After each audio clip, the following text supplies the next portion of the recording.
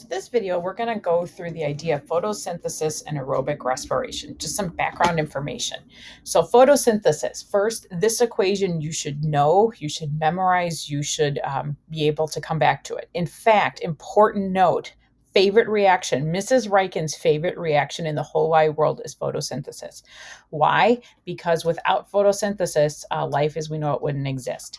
So write that equation down. Make sure you know it. Make sure you memorize it. The things on the left are the reactants, or think of it like the ingredients. The things on the right are the products. It will not happen without any reactant present. So if there's no carbon dioxide, photosynthesis will not happen. If there's no sunlight, photosynthesis will not happen.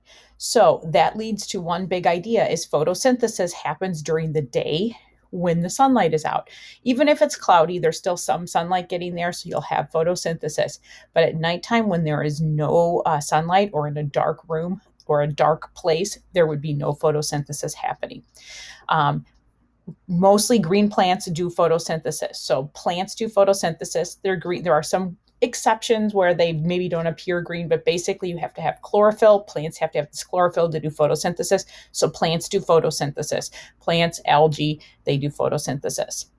C6H12O6, that formula there means it has 6 carbons, 12 hydrogens, and 6 oxygens. Really, that is glucose, but that's just our model for like organic matter, organic molecules. Organic doesn't mean organic food in this context. Organic just means a carbon containing compound, which is the last bullet point there. Most carbon compounds are organic. Again, CO2 is not, but basically these complex carbon compounds are like sugar and things like that, and then the building blocks of life.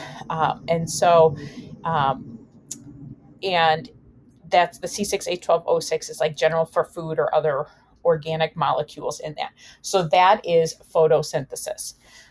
Opposite of that, or next from that, is aerobic respiration. So aerobic respiration here, you'll notice it's basically the opposite of photosynthesis. The difference, I'm going to go to the previous slide here. The difference is rather than saying sun, it says energy, okay? And it's like flipped around. So glucose plus oxygen gives 6 CO2, 6 waters, and energy. You should know O2 means oxygen gas. You should know CO2 is called carbon dioxide. And you should know H2O is water molecule. So water. So you should just know those formulas and those names with it. Again, reactants are on the left, products are on the right. So the glucose and that O2 are the reactants, and that CO2 and water and energy are the products. So if there's no oxygen, aerobic respiration will not happen. If there's no food, aerobic respiration will not happen. Aerobic organisms and plants do aerobic respiration all the time. So this has to happen all the time. So every single cell, the cells get the energy they need to survive.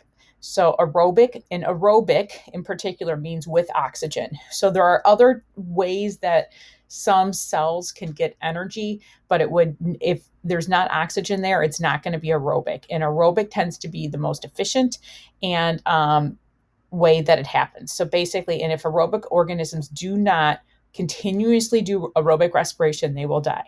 You can hold your breath for a minute, 2 minutes maybe, but if you hold your breath for let's say more than 5 minutes, you don't have oxygen, very possibly you're going to die. 10 minutes, pretty much you're dead.